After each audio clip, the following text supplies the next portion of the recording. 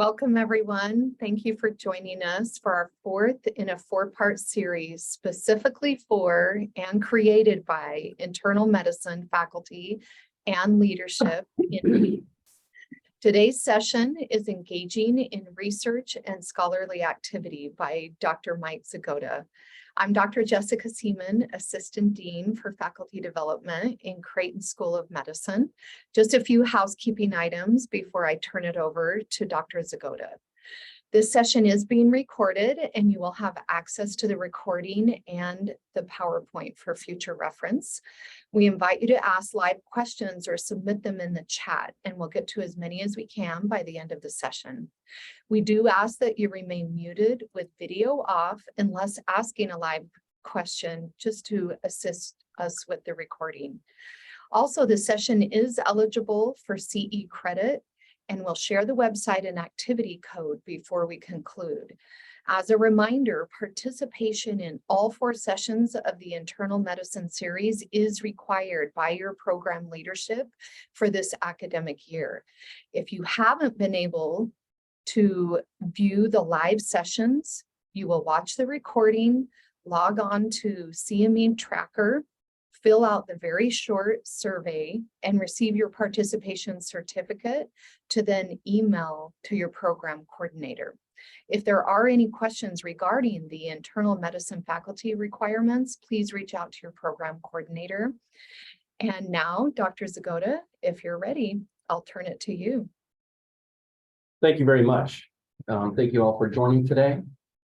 Let's just go ahead and dive right in. We have about 50 slides to get through, but I want to make sure that we leave time for discussion.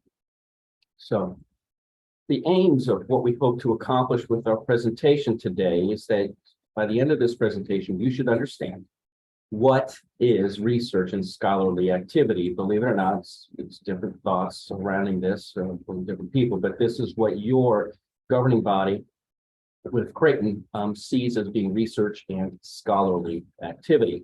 Then we'll talk about the governing bodies over research, the process of doing research, and how to write a case report and even present a poster presentation, just as some examples, because this is probably going to be the bulk of what we do over the next 6 months to a year before we really start unfolding into doing more investigator-directed research. Finally, we'll be talking about where to find funding for your research. And at the end, the most important part of our talk will be how to get started.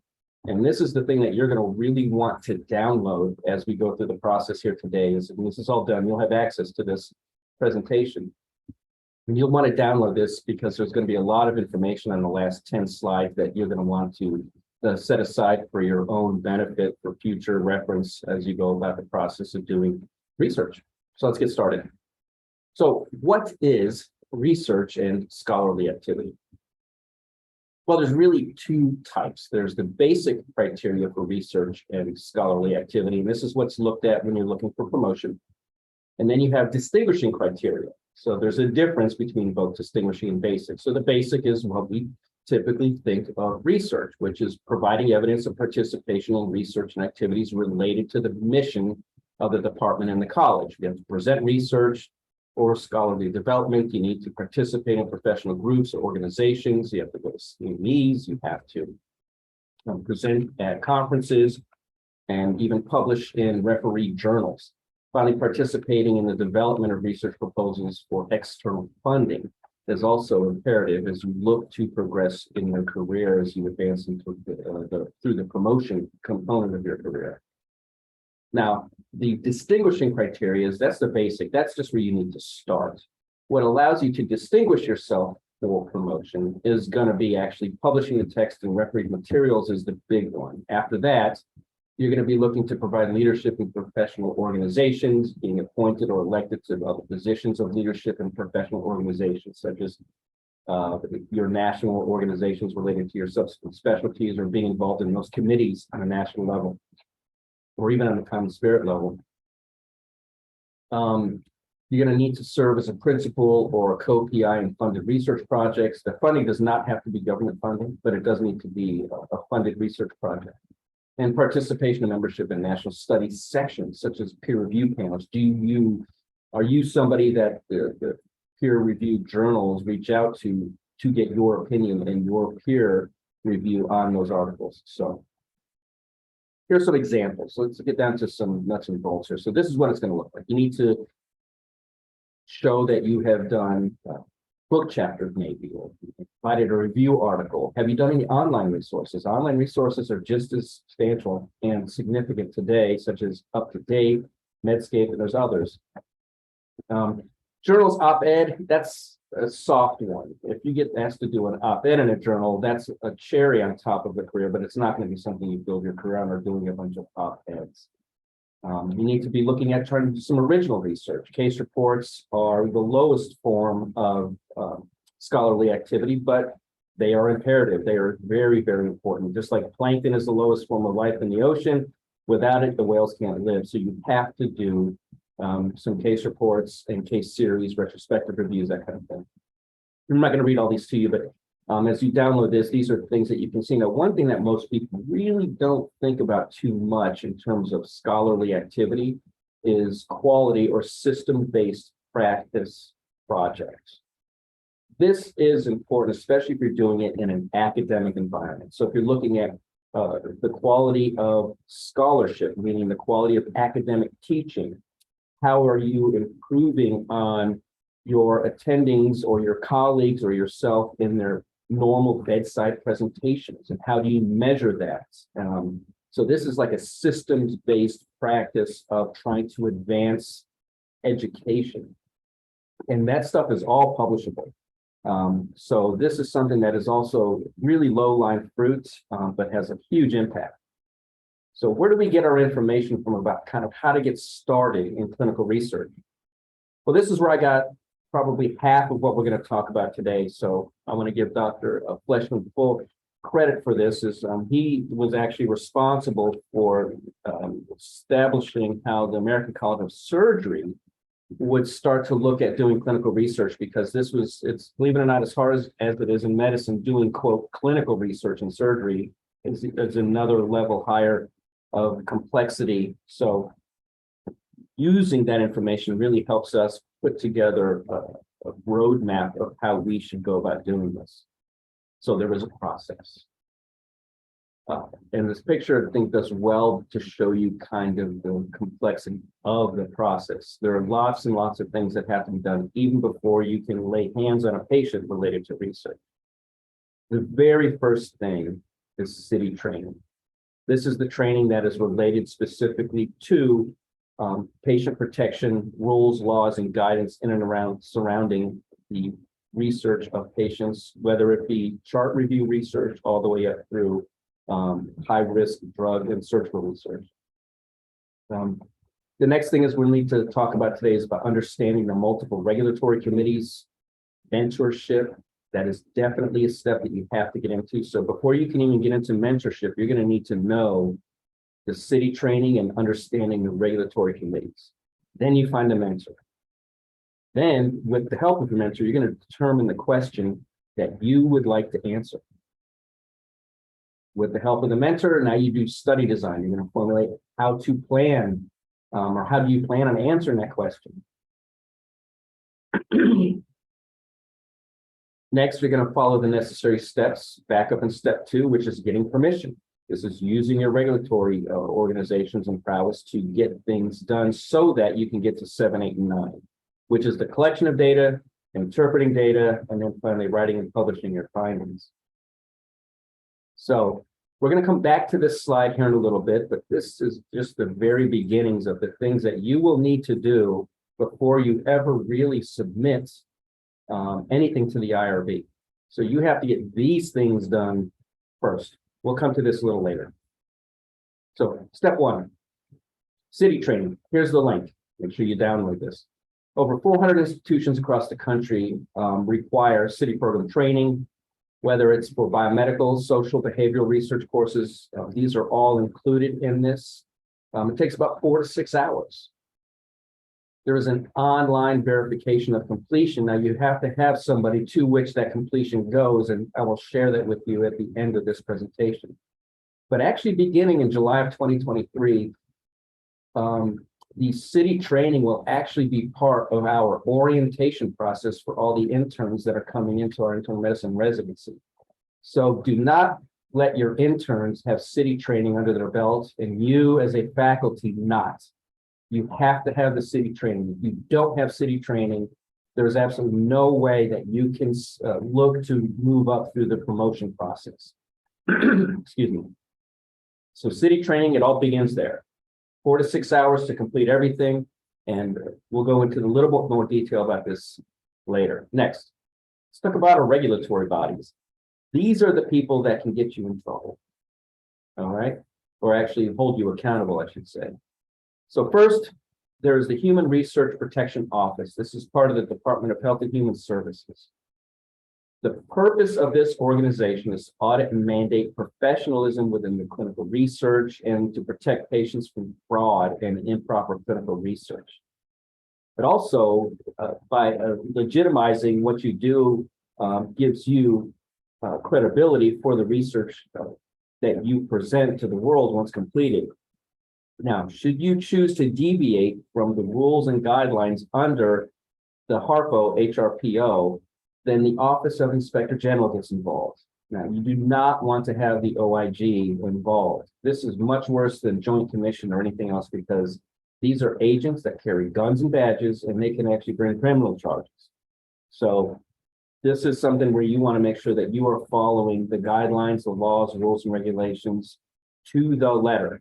This is not a group that goes by the spirit of the law.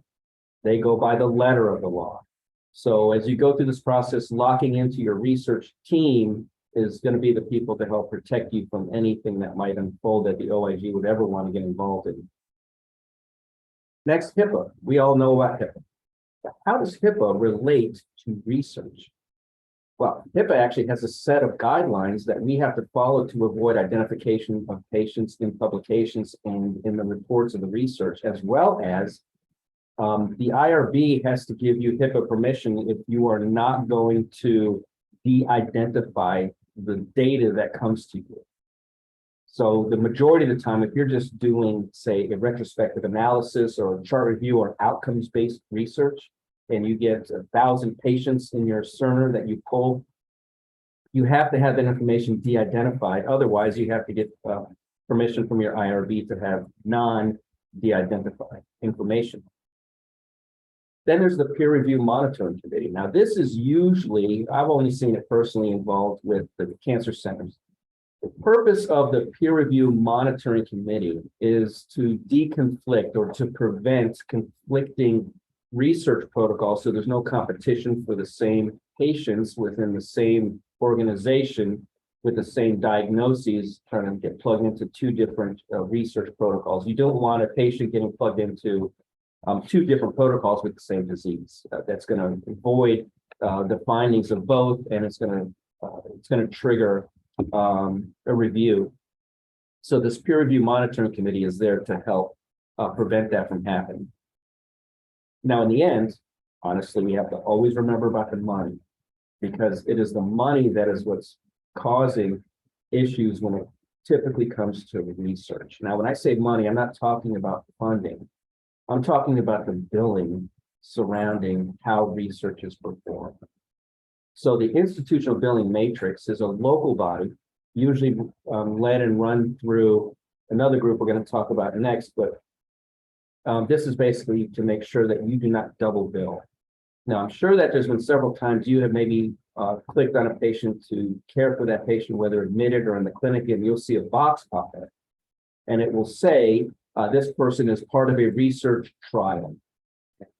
What that is there for is, one, to notify you that this person is part of a trial, but also specifically for the research people to know that they need to bill the research component and not double bill. So you're not allowed to bill insurance like Medicare or commercial insurance and bill research, the research pool of money. So it has to be one or the other. And most patients participating in industry or government-led trials, they'll have funds directed toward paying for some of their care. And this organization or this governing body helps protect you from money going to the wrong place, because even if you have no idea that this is happening, you could be held accountable. Finally, you have the Data Safety Monitoring Board. This board audits the collected data for all intra-institutional trials. So what this is this is usually used for large clinical trials that are happening across multiple institutions. Usually these trials have a name. I've done several of these trials where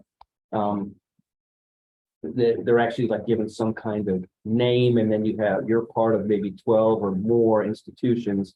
So you have a data safety monitoring board looking at the data coming out of all of these institutions, and they have just as much authority to stop your trial as the IRB, as HARPO, or even as the OIG. They can just immediately stop your trial, even if something is happening at another institution. So if there's a sudden bad outcome at another institution, they may put your trial on pause. So if you get something in your email that says Data Safety Monitoring Board, don't ignore that. Don't just put that in your trash bin. That is something that's important. It's not spam. It's going to be directly related to your trial. You see, it is important that DSMB be involved. This needs to avoid lots of fiascos that have occurred in recent experiences, such as in military trials. Tons of data falsification outcomes have actually been invented and proven. Multiple investigators' points about these things. For example, how many trials have we seen are being redacted or pulled off of the peer review list after we find out that the data was falsified, completely and totally made up? I used to do a podcast before I came over to Dignity Health. It was just a hobby I had. And one of my podcasts was specifically speaking to how many false papers are published each year. And believe it or not, it's between 12 to 15% of all papers that are published in peer-reviewed journals, fake, completely and totally fake. The majority of those come out of China, but in America, we have almost half. So there is a lot of fake stuff. And the reason we believe is because the pressures that are experienced in China is they have to publish or perish are probably a little more strict than even here in America, where if you don't publish, you perish. Here it's financial, there it's both financial for themselves and for their families. So we suspect that that is the pressures that are pushing these fake data articles to come out. Nevertheless, they're there. The DSMB helps to prevent this, especially in large intra-institutional trials. These are kind of the components of this, of the DSMB. Looks at interim analyses, study conduct. First of all, they have to have a charter even before they start to launch into your trial, but their biggest focus is going to be patient safety. Let's talk about the IRB. This is the one that we always hear about, talk about the most. It was actually codified in US regulation about 30 or 35 years ago, and it is widely required by law to have jurisdiction over any research. This is the quote from that initial codification under US law. It says, to assure both in advance and by periodic review. Periodic review can range from every other week to once a year. That appropriate steps are taken to protect the rights and welfare of humans participating as subjects in the research. The biggest component here is the word humans. If you're doing animal research, you use a different organization than the IRB. It's more of an animal ethics board that helps you with your animal research. But if you're doing human research, it always goes through an IRB. There's two kinds of IRBs, local and central. Central IRBs are usually what large trials use. They have one large central IRB. Usually that central IRB will report out to your local IRB in a periodic meeting. So we're going to spend a little bit of time here focusing on the your local IRB. Okay, our local IRB, their job is to focus on the consent form. That consent form is the form that is the communication between you and that patient, and it has to be written at a level, if they say put at a 6th grade level, whatever that means, but it has to be at a level that anybody can understand. No fancy medical language or whatnot. It has to be written at a level that anyone can understand. The IRB determines this. They are not there to determine the validity of the study. Their job is not to tell you, oh, this is a great trial. I love how you set it up. You may get some comments on that, but the IRB's job is to determine if the study passes any ethical concerns. For example, there's a group of protected populations, HIV patients, prisoners, cognitively impaired patients, even autistic patients, high-risk drug studies, high-risk surgical procedures, children, patients that are comatose, that can't consent for themselves. These are things that the IRB insurers are dealt with in that consent form. One should automatically assume, guys, if you start to get into this and you start to roll out your investigator-initiated research, that your first submission will not be successful to the IRB. And the reason is because they have very, very specific things that they are looking for. And your first submission, especially if your mentor didn't actually submit yet to your own personal IRB, is going to be coming back to you. But don't take that personal. Okay. The first time submission investigator should not be discouraged to take any of these returns to sender, so to speak, as a personal affront to your research. They're just saying, we need something done a little differently. This is how we do things here locally. Every IRB is different. Use your research coordinators to help you with your IRB submissions. Since they submit so many of them, do not just take it on your own shoulders to say, I'm the doctor here, I'm going to do the IRB submission. Let them help you. Let them walk you through the process. And we'll talk about that a little bit more in the.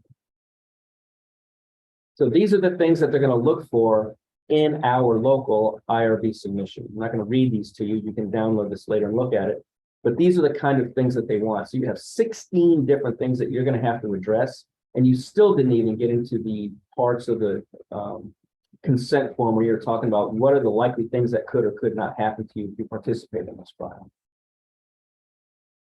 That's just step 1 and 2. Step 1, city training. Step 2, know your regulatory bodies. Now step 3. Step 3, you have to find a mentor. This is key. This is key.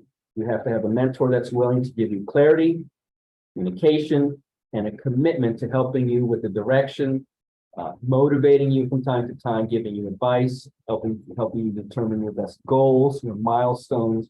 You're gonna need a mentor. Okay?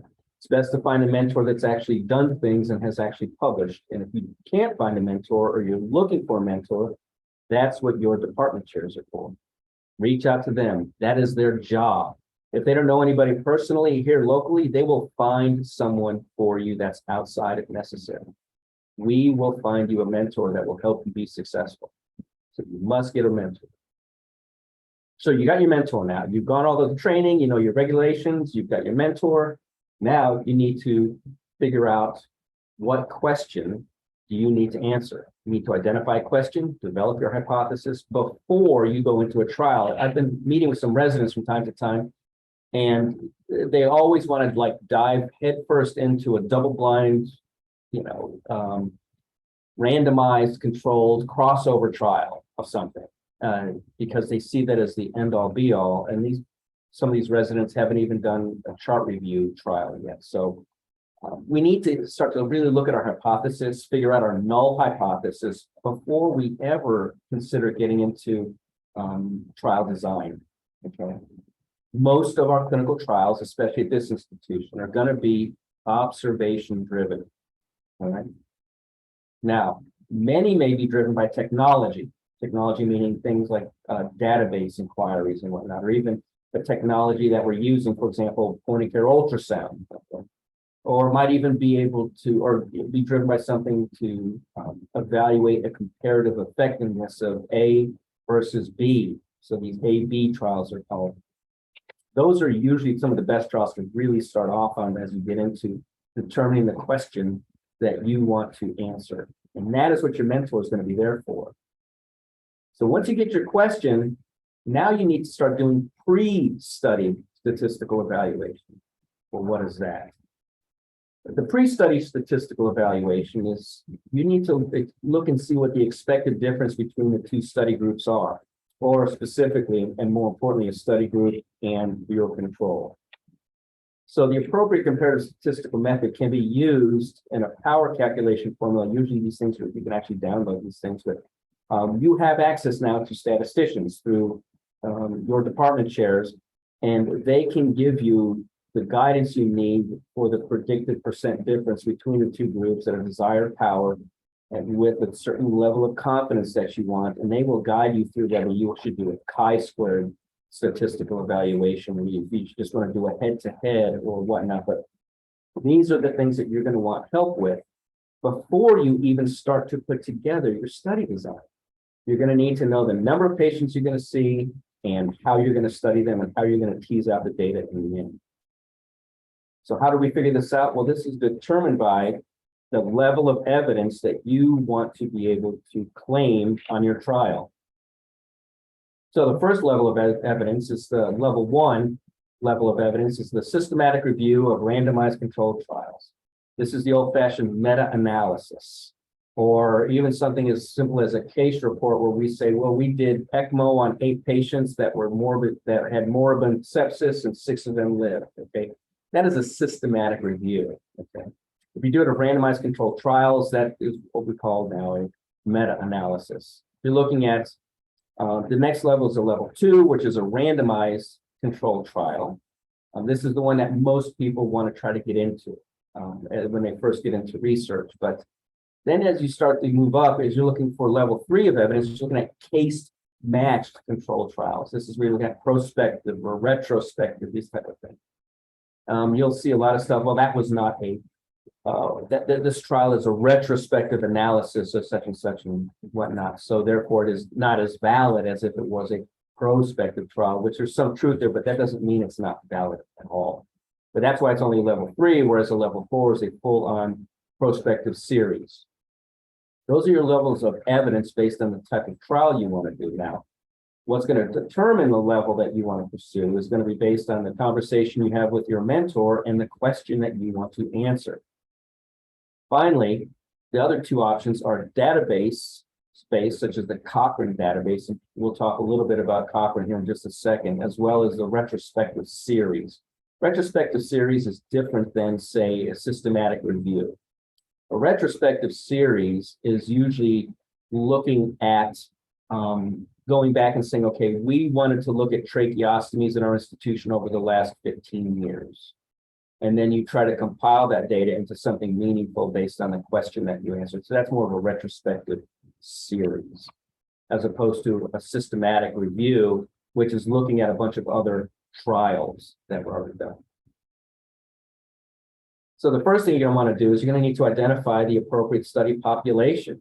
So you said, okay, I want to do a level 2 randomized trial. So am I going to do it on rats or on humans? Well, we're going to do it on humans. Okay, what's going to be your demographic? What's going to be your control group? What are going to be your confounding factors? This is what your mentor is for. This is what your research team is going to be helping you with, is to tease these things out. The minutia related to this is not something really for this talk, but it's definitely something that you're going to be getting into. Then you have to start considering the unpredictable, or the things that you didn't even consider in the first place. You have to really try to reach out and say, okay, what were some untoward events that I have to be worried about, such as an unexpected complication or even an anticipated or unanticipated consequence. These are the things that you have to really think about that might require study closure. And you're going to have to present that to your IRB in terms of not just the consent, but these are the things that are going to pop up that if they happen, we're going to stop the trial until they get figured out. So how do you do that? Well, this is in your study design. You have to look and say, what are my stopping parameters? Say, for example, a new technique or new technology. There was actually an old pacemaker that they were studying a long time ago that was killing people. It was actually putting people into VTAC. So that was obviously a stopping parameter, was unexpected VTAC. That was back in the late 60s. So you have to look at anything that's going to prevent completion or specifically harm to your patients. Of course, this is not needed for a retrospective review. Just looking at old charts, you don't have to worry about all the stopping parameters and whatnot. And as you go through the process of putting together your packet for submission to get permission to do research, they actually have waivers to show that we don't need to do any of this because this is all retrospective. And then, of course, it's always helpful to collaborate with a statistician, as we've already talked about, during their study design. Let's talk about our database studies. So this, I mentioned briefly, the Cochrane. So this is the most basic form of clinical research. Can be retrospective or even prospective. You can say, we're going to initiate a intervention, and then we're going to collect the data out of Cerner over the next 6 months. So you did a retrospective evaluation of things, how they were before my intervention for the last 5 years. Then you say, okay, we did an intervention. We started giving everybody this brand new pill, and now we're going to look at the prospective outcome of the thing we measured retrospectively. So that would be your prospective clinical research database review. Still requires IRB review or an IRB waiver. These typically give you an IRB waiver. One thing I did not mention is that it actually costs money to get something through the IRB. There is a fee involved. But usually with these waivers, these waiver trials, like database trials, these fees are usually waived for these type of research, or they're very small. Okay. In those kind of database trials, HIPAA is the primary focus on these trials by the IRB. They want de-identified data, which is what we already talked about. Now, the Cochrane database of systematic reviews, which the website is here, and again, when you download this, you have access to that link. But this is the prototypical example of a very highly functional and reliable database, so much so that it is now referred to as the Cochrane Library, whereas in the past it was just referred to as the Cochrane database. This is what their website looks like. And when you go on here, you'll notice that you can actually search by these different reviews. And furthermore, you can submit a proposal to say, okay, I want to look at the following information. And they will actually pull the data for you, typically through something called REDCap. And we'll talk about that in a little bit. But getting into the Cochrane Library is huge in that it allows you access to data that on a national level that you might not otherwise have. Cochrane typically does meta-analysis versus meta-analysis evaluation. Even if you notice their logo is that of a meta-analysis. So this is really their focus, but they can get and pull a lot of different data for you. And there's a ton of information on here that you can pull yourself that other people have submitted and inquired about that has not even been published yet. So I highly recommend you go into the Cochrane Library, create an account, and start getting access to these things if you're interested in doing any kind of database research. Now, those are the 5 steps. Let's get into steps 6, 7, 8, 9. This is the work. This is the part that you typically get bogged down the most. You get all hyped up about, okay, I'm going to do this research. I have a mentor. I'm motivated. I do the paperwork. I submit the paperwork, and then you wait. And you wait. You wait. And then you get your IRB back, and it says, nope, you need to change some changes. And then you finally get that back, and you submit it again, and you make your changes, and you go back to waiting. By this point, your excitement and motivation has waned. This is a classic thing that happens. I've seen it happen over and over again. But finally, once you get the IRB approval, you want to be ready to just launch into the trial, whether it be database inquiry, chart review, etc. Just launch into the trial. Once you start collecting data, your motivation will pick up. You're going to start getting excited about some things that you see. And then finally, once you have it, now you have to interpret that data. Again, this is where you want to take some time and focus on your mentor helping you. You're going to need help with the interpretation of the data, not just a statistician. Don't expect a statistician to help you interpret that. They're going to give you numbers. What you need is, how do I interpret those numbers? Once you figure that out, now you write and publish your findings. Let's shift gears. Excuse me. Let's talk a little bit about, I'm going to give you a couple examples of things that you're going to be doing the most over the first launch into your research careers. Okay. It's going to be case reports and abstracts. As mentioned, this is the lowest form of scholarly engagement, but it is not meaningless. It's actually very meaningful. And a lot of things that are started off as case reports and abstracts lead to much bigger studies. So first, you have to look at the eligibility. Is a case report abstract? It should always provide a valuable teaching point or learning lesson. For example, I tried to submit a case report once on hemoglobinemia after giving a patient some bupivacaine spray in the back of her throat, and it put her into hemoglobinemia. And I wrote this whole thing up, and I submitted it to all these different journals, and it came back as it was said, no, there's nothing new here. This is like a known standard thing. Why are you wasting the time with this? So I thought it was cool, and I thought I was going to publish this when I was a resident, but it was just a waste of time, except for the fact that it taught me how to write a thing, but it was never accepted anyway. The title should always emphasize the clinical condition and the main teaching point, and the format, whether you're looking at case reports or abstracts, always have a very structured format. And we're going to get into that. Here's a couple slides here that's going to show you kind of how you should unfold this as you go through this process here, okay? So, case reports and abstracts. One thing you do not want to do in your case reports and abstracts is you want to avoid making statements about ongoing studies or pending results. You should not ever say, we are still studying, or we're still looking at, or there's pending results related to such and such. Do not put that in there. They will immediately reject your case report. References are optional. Even if you did have references or you're referencing another article, you do not have to put that in a case report or abstract. You can do it out of respect, but it is not necessary. If it's used, if you do use references, it's going to count towards your character or word maximum that you're allotted. So if you got plenty of words left over, feel free to put in any kind of reference that you're referring to. But you don't have to, not for these case reports and abstracts. No one's held accountable to that component of not referencing in those environments because of the character limitation. Let me give you an example. I'm not going to read this to you. This is something, again, when you download, this is just an excellent example of what a case report looks like. It's about this long. In this one, I included the reference, but this is something for you to kind of refer back to. Like, okay, what does an excellent example look like? And this is one for you to reference back to later. Let's talk about posters. This is a common poster style that you'll see. This is a beautiful poster. Wonderful colors. It's attractive to the eye. You've got plenty of pictures. What was that poster about? I don't think anybody watching this now that has focused even halfway even has any idea what that last poster was about. Even looking at it now, I can't even read the words on it. It's too much. This is not a good example of a poster. Okay?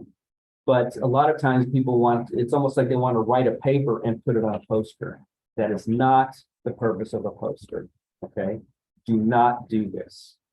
This is not the way to go about it. Nobody will stop when you're presenting a poster, when you're in a meeting, to look and talk to you if they walk by and see this.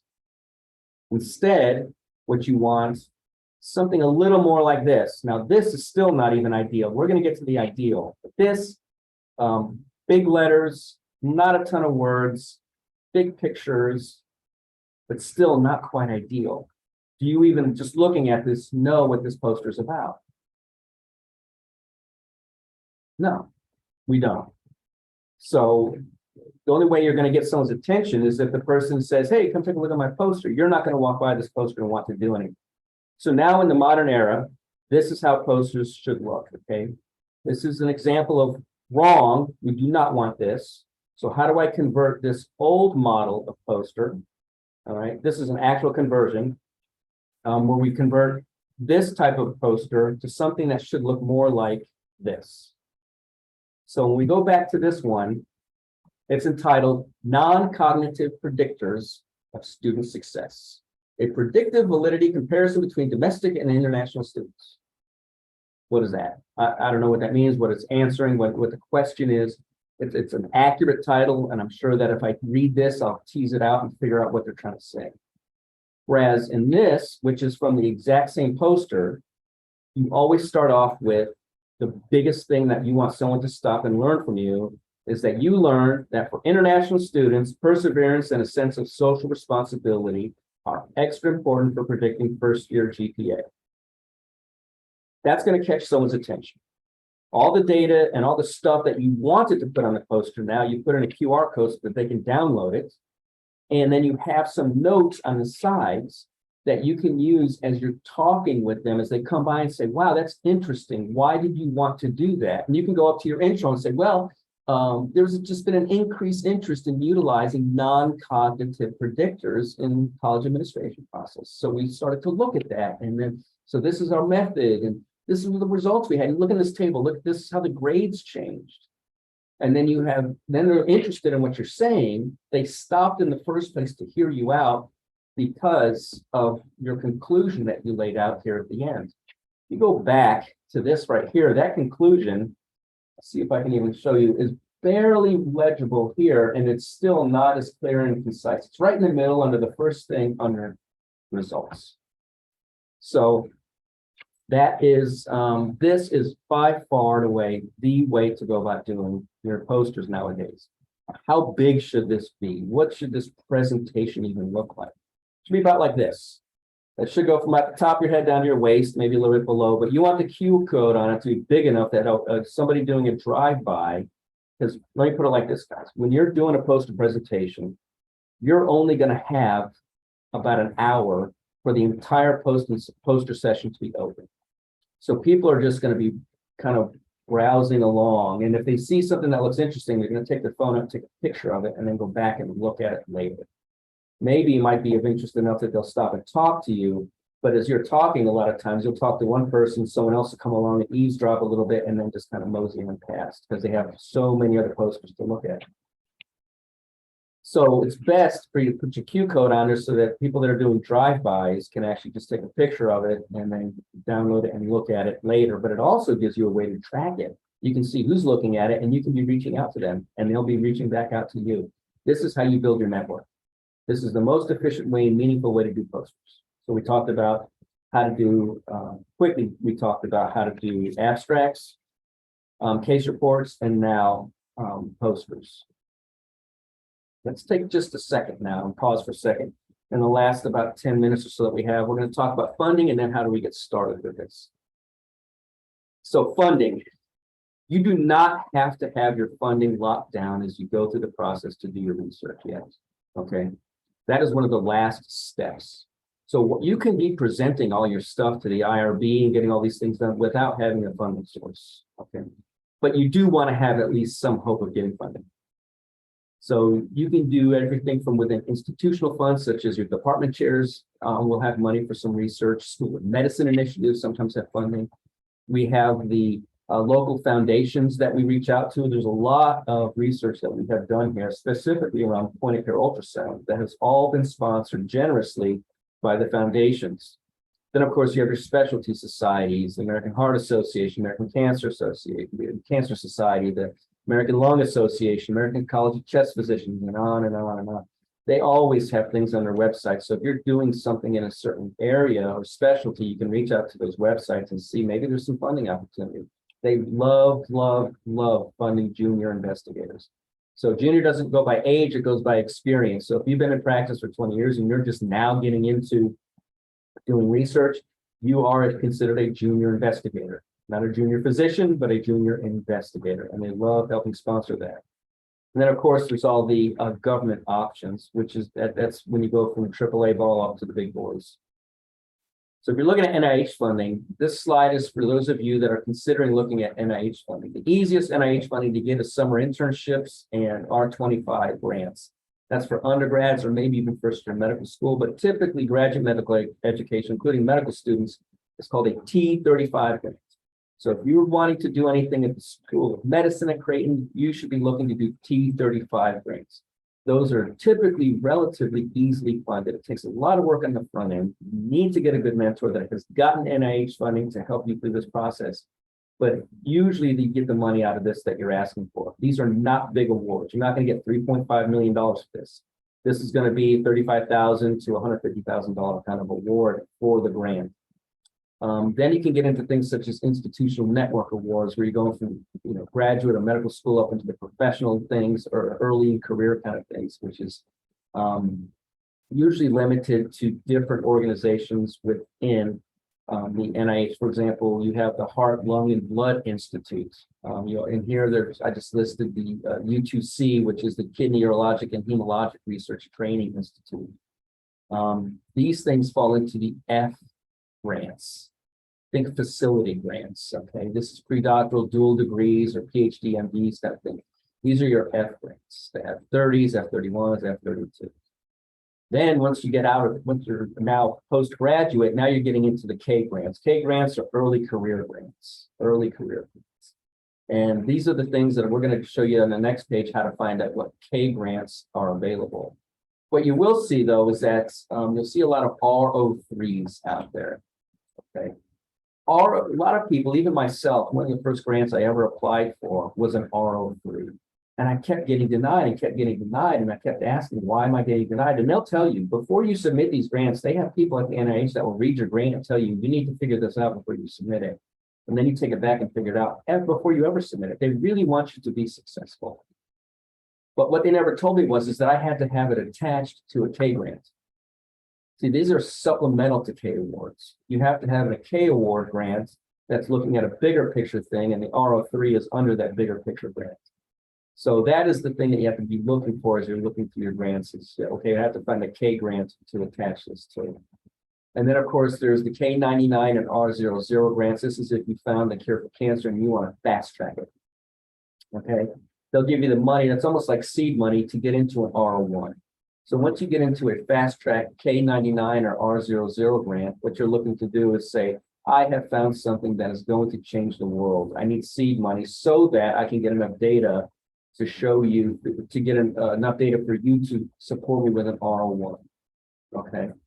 After your R01, the mindset and the whole industry surrounding research funding at large research institutions like the big names, Duke, Johns Hopkins, Harvard, Penn, these other schools, is that by the time you finish your R01 and you're done and your funding is now exhausted, now you're either going to get tenure or not. And for those that do not get tenure, or that they cannot get another continuation of their R01, then they get something called the mid-career grants or a mentoring award, and that's a K24. K24s are always individual, they're never institutional, whereas the K12s are always institutional grants. So that's like when they give a grant to the University of Michigan or to Creighton University, that is an institutional grant, whereas the K24 is an individual. That's the boring part. Let's get into the stuff that really matters now. Here's the source of funding. Go to the AHRQ website. This is an official website of the Department of Health and Human Services. You log in here, you put in your interests, you create an account, you put in your interests. These are the things I'm interested in, and it will email you weekly the different requests that are out there for submission for grants. You can look at it and say, yes, this applies to what I'm doing, or no, it doesn't. And every now and then something will pop up that's right in your wheelhouse, and then you can dive into submission for that. Call the research people, and they will start the process with you to help you get the funding you want. And finally, there's grants.gov.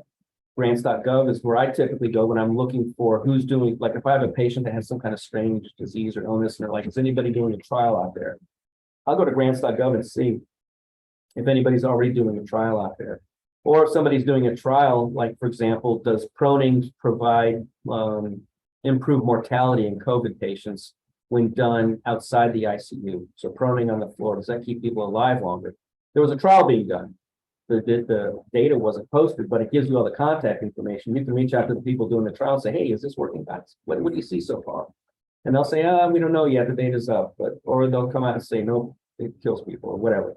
So you have a lot more access to the people actually doing the trials through grant.gov. And it also gives you every single grant that's available through the NIH, and all the DoD and all the other government organizations are listed on grant.gov. All right, let's close up here with our last few minutes talking about getting started. I started off our presentation talking about this slide here. So the first thing you must do, these are the slides that matter. These are the ones that are going to carry you through the rest of your career, these next 8 slides, okay? These are the ones you want to pay attention to. First thing you got to do is get an iMetrics account. I'm going to show you how to do that. Then you'll get your city training done, your red cap. You're going to have to finish up getting your adequate library access for everything else, get your CV in order, and then you're going to be looking at conflict of interest. All of this has to be done and submitted to research before they'll even consider taking anything you want to do and go to the IRB with it. This must be done. So first, iMedris account. Here's the website, dignityhealth.imedris.net. This is the most up-to-date that we have. It's not a Common Spirit website. It's a dignityhealth.imedris.net account. You'll notice you have to first request a new account. If you can see my mouse moving there. First, you request a new account, you'll get your new account, then you start going through the process.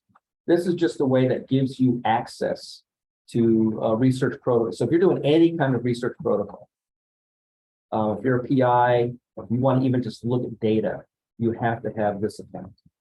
Okay. Once that's done, you can now go into and select page 2 of that, which is your conflict of interest instructions, and it shows you how to submit the conflict of interests under iMedris. So the iMedris account is the one that all research is going to be folding under. Okay.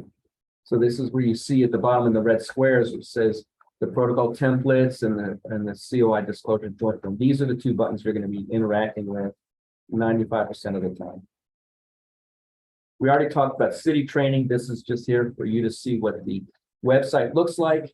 You will need to affiliate yourself either with Dignity Health. I was on here and I could not find for DMG, but they could be there, but I couldn't find it. So typically I would say either for Dignity Health, but ideally through Crate. Okay. There's a 6-item survey that'll show you the courses that you need. And then the certificates, though, remember I had mentioned it needs to go to a person. It needs to, your completion needs to go to somebody. And this is who it goes to. It goes to Kim Hedren at Dignity Health or commonspirit.org. And if you have any questions or you can't get through, this is her extension.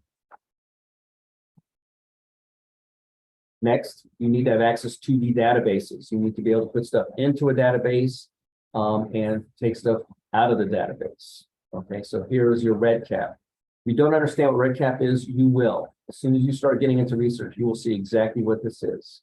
And if you ever get stuck or you need help with it, there's people that are always available to help you, and their names are listed here.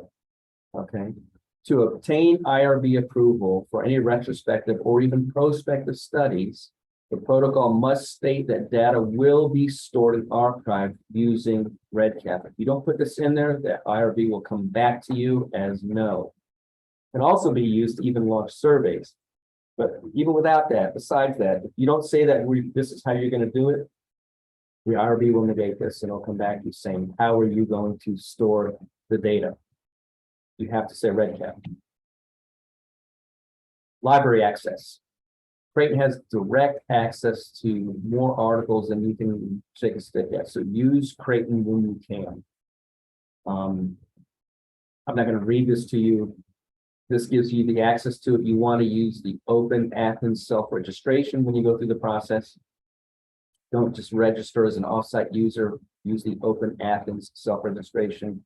These are the links to get to the data. This is a wonderful, wonderful resource to get you what you need to accomplish your goals in research, okay? Now, this is how the research flows. We only have 2 slides left, and then I'll give a little bit of time for questions. First, you have to have your iMedris account, talk to your research manager, and I'm going to give you that information lastly.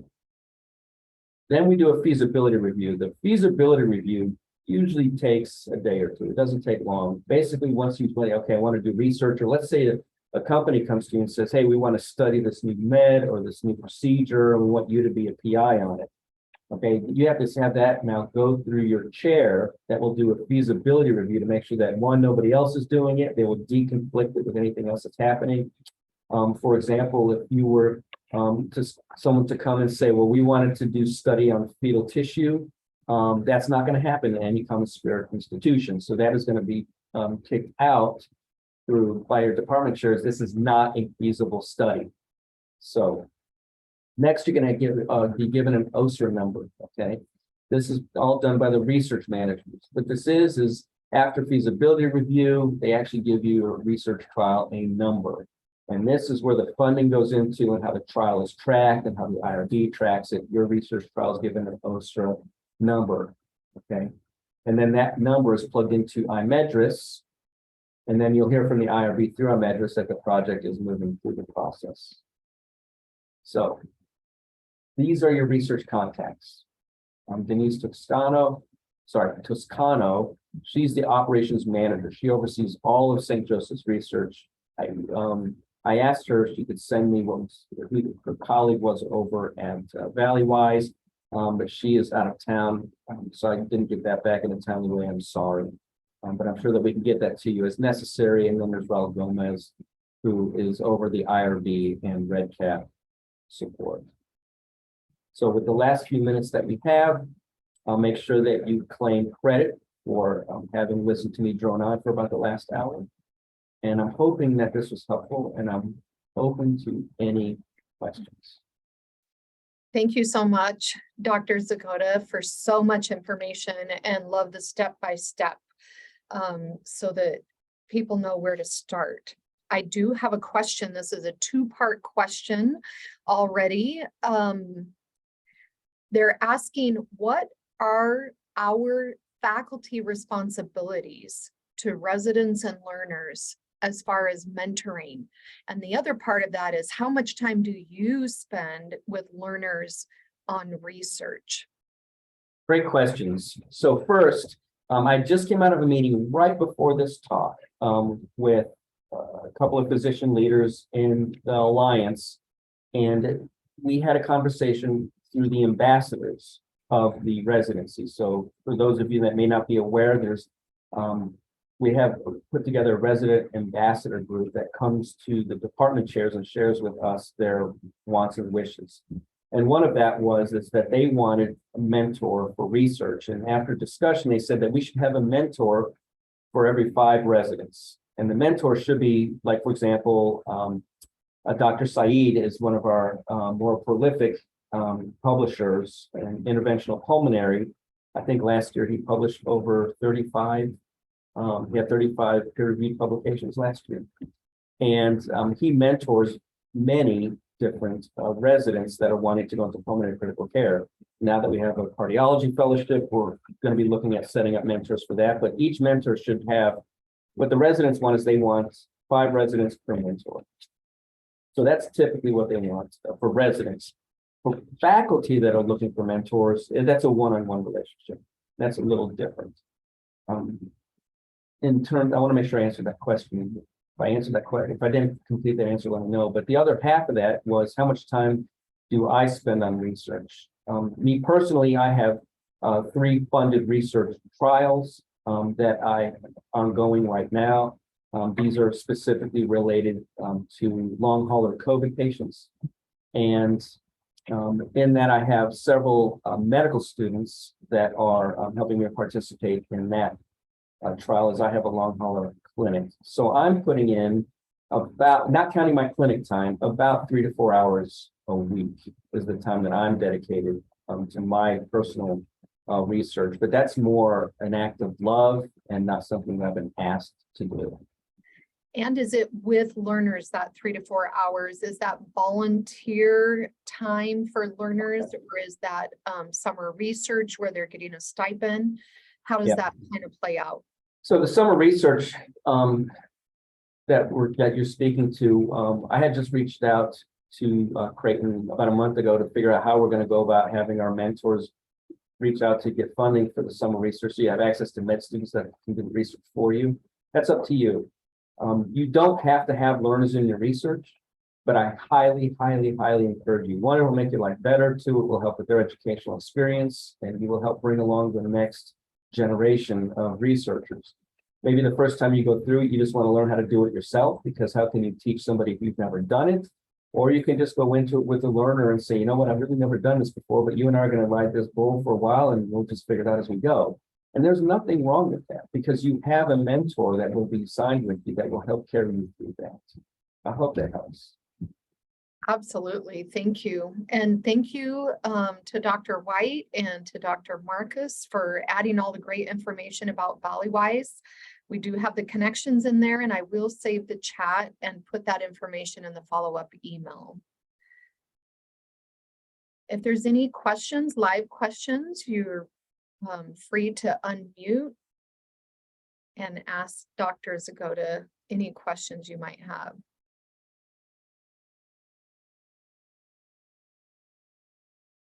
I don't see any other questions on the chat, Mike. All right then. Well, thank you very much for the opportunity to share this. This is typically a dry topic, and I tried to go quickly enough with enough information just to kind of go over the slides with you. But if you really want to start getting into it, just download the talk. All the information you need is right there. I don't expect you to have to learn much out of it, except that knowing that the information is there for you. Well, it's necessary information, and we will Yeah. have it on the recording and get the slides to them as well. I look forward to hearing from you guys as you start to delve into this now. Look forward to more next year. Thank you so much.